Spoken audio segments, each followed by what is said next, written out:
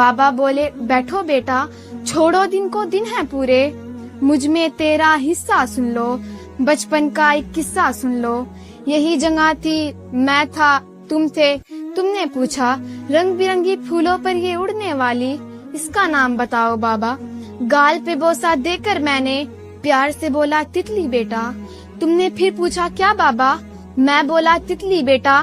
तितली तितली कहते सुनते 1 महीना पूरा गुजरा, 1 महीना पूछ के बेटा तितली कहना सीखा तुमने, हर एक नाम जो सीखा तुमने, कितनी बार वो पूछा तुमने, तेरे भी तो दांत नहीं थे, मेरे भी अब दांत नहीं है, बातें करते करते तू तो थक के मेरी गोद में सो जाता था, तेरे पास तो बाबा थे ना, मेरे पास तो बेटा है ना, बूढ़े से इस बच्चे के भी बाबा होते, सुन भी लेते, पर मेरे पास तो बेटा है ना, तेरे पास तो बाबा थे ना, मेरे पास तो बेटा है ना।